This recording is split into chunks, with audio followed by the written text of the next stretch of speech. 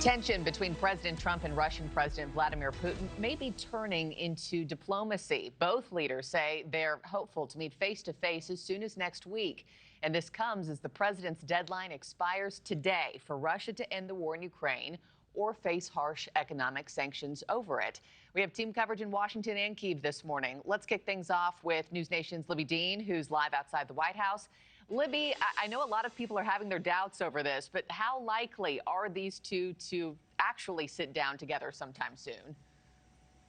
Markie, despite those doubts, both the White House and the Kremlin, they claim that this meeting could happen as early as next week. But there's really no guarantee that these two presidents will actually sit down as of this morning, because there's nothing actually scheduled. And a White House official previously suggested that this meeting between Putin and Trump was contingent on Putin also sitting down with Ukrainian President Zelensky. But late Thursday, the president seeming to walk that back.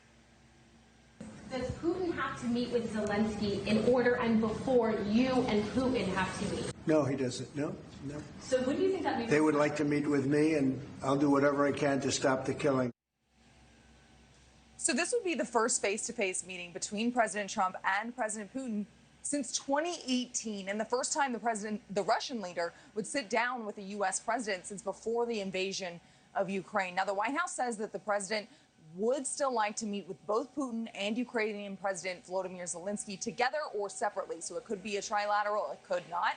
Putin hasn't ruled out negotiating with Zelensky, though, but we've also seen him not attend negotiations that Zelensky attended in the past. You'll remember what happened in Turkey. Now, the Ukrainian president also pointing out that despite President Trump's involvement in this movement here in trying to secure a ceasefire deal, Russian strikes on Ukraine haven't slowed down, Markie. And Libbey, today is President Trump's deadline for Russia to agree to a ceasefire or face harsh sanctions over it. Is he still standing firm to that, and are those still on the table? That deadline is something that we've been tracking, Markie, and the White House says that those secondary sanctions on Russia, they're still happening, and President Trump isn't backing down from his deadline to ramp up pressure on President Putin. Here's the president again yesterday.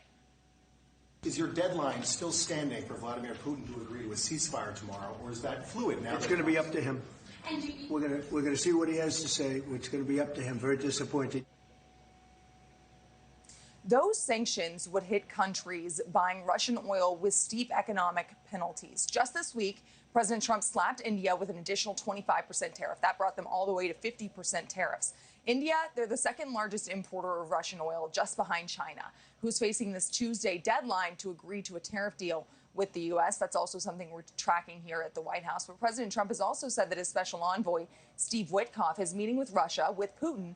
The president said that was very productive and that there was progress made. We'll see what that progress is, but Trump will no doubt be pressured on this deadline for Russia as he focuses in today on actually ending a different conflict between the former Soviet republics, Armenia and Azerbaijan. That's all happening here at the White House this afternoon, Markie. Thank you for watching. Subscribe below and download our NewsNation app right now on your phone, and you will get fact-based, unbiased news for all Americans.